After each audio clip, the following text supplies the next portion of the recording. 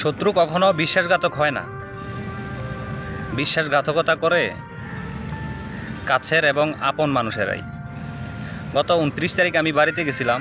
30 তারিখ আমার একটা কাজ ছিল, এই জন্য বাড়িতে যাওয়ার পর আমি যখন গাড়ি থেকে নামছি, এলাকার অনেক মানুষ আমাকে বলতেছে যে আমার নাকি এলাকায় একটু সমস্যা হয়েছে, আমি নাকি ঢাকায় এনসিপির মিছিলের সাথে যাই তারেক রহমানকে গালিগালাজ করছি।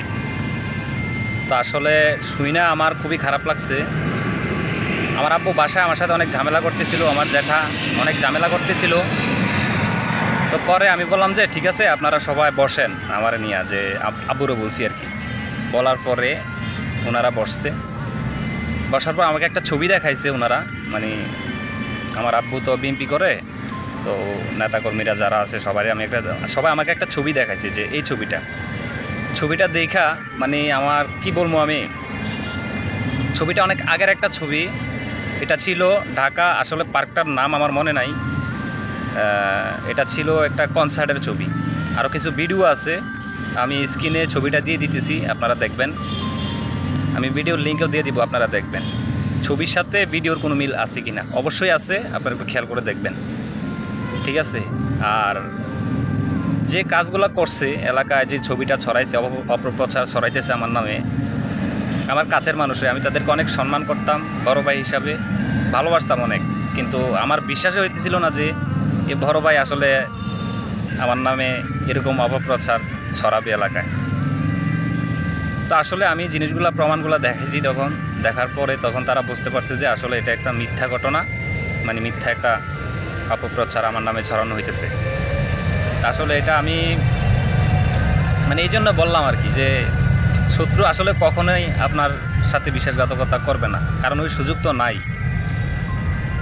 যারা কাছে থাকে, পাশে থাকে, তারাই বিশ্বাসঘাতকতা করার সুযোগ পায়, ঠিক আছে। তো আসলে এই ধরনের ঘটনা আসলে কার কার ঘটছে আমি জানি না, তবে আমার খুবই খারাপ লাগছে যে এই জিনিসটা আমার সাথে হয়েছে। মানে কি বলবো, এজন্য বলি কি, যে কোনো কাজ করার আগে অন্তত একটু ভাবেন, হ্যাঁ। আর আমার সবচেয়ে বেশি খারাপ লাগছে যারা আমার নামে ছড়াইছে, তারা আমার এত মানে কাছের মানুষ, হাসি দিয়া কথা বলে, দেখা হইলে বন্ধু বান্ধব আছে, হাসি দিয়া কথা বলে, দেখলে হ্যান্ডশেক করে। কিন্তু তারা যে এইভাবে আমার নামে এটা করবে আমি আসলে ভাবতে পারি নাই। আমাকে অন্তত একটা মেসেজ দিয়ে বলার দরকার ছিল, কিরে এটা তুই কেন করছস, ওখানে কেন গেছস। তখন কিন্তু আমি সাথে সাথে জিনিসটা বুঝাইতে পারতাম যে এটা তো ওই মিছিলের ছবি না, এনসিপির ছবি না, এটা একটা কনসার্টের ছবি ছিল। এখন দেখা গেছে আপনারা যেভাবে অপপ্রচার আমার নামে ছড়াইলেন, বর্তমানে বাংলাদেশের সিচুয়েশন তো আপনারা সবাই জানেন। এখন দেখা গেছে এটা অঘটন ঘটতে পারত, তখন এটা দায়ভারকে নিত। ঘটনার পরে যখন বুঝতে পারতেন যে এটা তো ফেক ছিল, এটা তো মানে অনেক আগের, এটা এনসিপির মিছিলের ছবি না বা ভিডিও না, তখন কি করতেন, তখন এটা দায়ভারকে নিত। যে কোনো কাজ করার আগে অন্তত ভাববেন যে সঠিক কিনা, সত্য কিনা।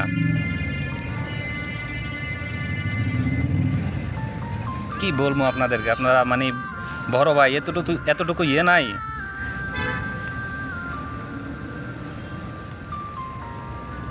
খারাপ লাগছে, খুব কষ্ট পাইছি আমি। অন্য কেউ হইতো তাইলে বিষয়টা মাইনা নিতাম, কিন্তু আপনারা কিভাবে পারলেন এমন একটা কাজ করতে। আমি স্ক্রিনে ছবিটা দিয়ে দিতেছি, ভিডিওর লিঙ্ক আমি কমেন্ট বক্সে দিয়ে দিব, আপনারা দেখবেন।